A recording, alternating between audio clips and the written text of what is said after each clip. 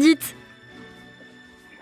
Bonjour Cyrielle. Bonjour, c'est un bonheur de vous avoir avec nous en Facebook Live et donc on peut voir votre visage puisque nous sommes en visio avec vous. Alors dites-nous tout, qu'est-ce que vous avez retenu aujourd'hui ?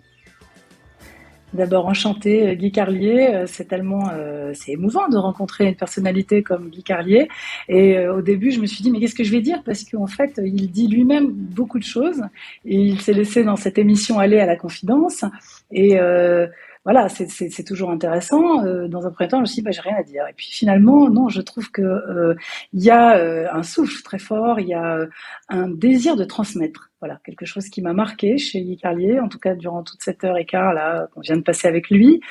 Et puis à côté de ça, le côté très sérieux et en même temps le côté tellement drôle puisqu'on le connaît d'abord et avant tout comme un humoriste, comme quelqu'un qui peut être vraiment sarcastique même. Et là, je trouve que c'est incroyable parce qu'on le sent quand il fait ses blagues, quand il est dans l'humour. Mais là, vraiment, il a partagé avec nous le fait que c'est quelqu'un qui se pose des questions existentielles profondes, qu'il les partage avec les auditeurs à travers l'humour. Mais du coup, ça fait qu'il a une manière de se livrer sans s'exhiber et qu'il est ni impudique ni grossier, alors qu'il peut dire des choses sans embâge. Et je trouve que ça, c'est une belle leçon de vie qu'il nous donne. Bon, et évidemment, ressort de tout ça la question qui est derrière ça, vraiment très shakespearienne, comme il le dit lui-même, être ou ne pas être. C'est ça la question. Alors, j'ai bien entendu dans ce que vous avez dit, Guy Carlier, que c'était une sacrée question pour vous. Qui être ? Donc, être ou ne pas être un Carlier ou un autre, avoir un père inconnu et connu que vous avez retrouvé, en tout cas, vous avez retrouvé cette filiation. Et là, je comprends, à travers ce que vous avez dit, pourquoi vous parlez toujours d'un Guy et de l'autre Guy, d'un Guy qui cherche à détruire et d'un Guy qui au contraire cherche à construire, qui s'inspire des moments difficiles, des moments sombres pour justement trouver la lumière. Bon, vous m'avez fait penser à c'est une réflexion toute bête, mais après la pluie, le beau temps. Comme si, en fait, pour qu'il y ait du beau temps, il fallait quand même qu'il y ait de la pluie, il fallait qu'on sache quoi faire de la pluie, donc quoi faire des démons. Et vous dites comme ça, de manière voilà tellement directe, donc ça nous apprend beaucoup de choses. Et bien sûr, dans le tac au tac, il y avait des choses qui m'ont inspirée. Donc cette idée qu'il faut remettre de la justice, justice man, c'est quand même très sympathique. Que du plus belle qualité, c'est d'être honnête. La grande qualité aussi, c'est la générosité. Moi, je trouve que vraiment, du coup, on a l'impression un peu de ça. Voilà, que vous êtes quelqu'un de généreux, qui cherche à être honnête. Donc parfois, l'honnêteté, ça fait pas toujours plaisir de dire les choses, la vérité. Donc ça fait peut-être pas toujours plaisir à tout le monde, mais vous savez la dire.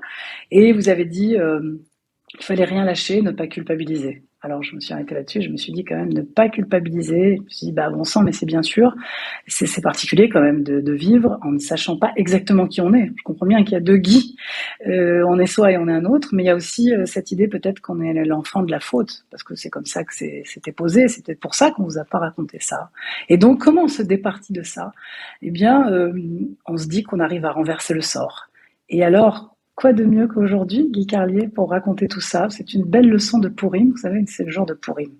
Pourim, c'est cette histoire, n'est-ce pas, où on a failli, où le peuple juif a failli être complètement exterminé, et hop, à la dernière minute, les choses se sont renversées.